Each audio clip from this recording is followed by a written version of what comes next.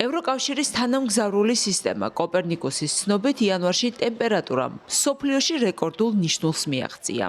2025 წლის იანვარში ტემპერატურა პრეინდუსტრიულ დონესთან შედარებით 1,75 გრადუსი ცელსიუსით უფრო თბილი იყო.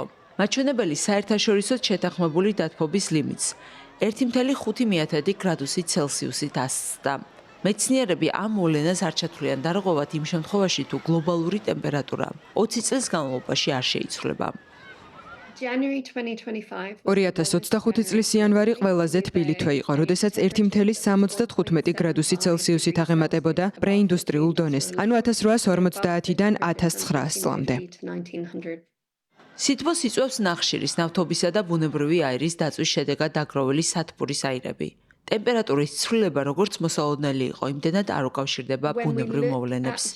2024 წლის შუა რიცხვებიდან ჩვენ შევედით ლა ნინიას განვითარების ნეიტრალურ ფაზაში, რომელიც უფრო გრილი ფაზაა. ასე რომ მიუხედავად იმისა, რომ ეკვატორული წყნარი ოკეანე არ ქმნის იმ პირობებს, რომლებიც ათბობს ჩვენს გლობალურ კლიმატს, ჩვენ მაინც ვხედავთ რეკორდულ ტემპერატურას. ვფიქრობ, ეს გამოწვეულია სხვა ოკეანის აუზებით. თუ დავაკვირდებით ატლანტის, ინდოეთის, ჩრდილოეთის, წყნარ თუ სამხრეთ ოკეანეებს, ჩვენ რეკორდულ ტემპერატურას შევამჩნევთ. როდესაც ცენტრალური წყნარი ოკეანე განსაკუთრებით თბილია, ესე იგი ელ ნინიოს მოვლენაა და გლობალური ტემპერატურაც იზრდება. იანვარი არქტიკაში შედარებით თბილი იყო. ევროკავშირის თანამგზავრული სისტემა კოპერნიკუსის ცნობით, კანადის არქტიკის ნაწილებში საშუალო ტემპერატურაზე 30 გრადუსი ცელსიუსით მაღალი იყო. ტემპერატურა ისე გაიზარდა, რომ ზღვის ყინულმა ზოგან დნობა დაიწყო.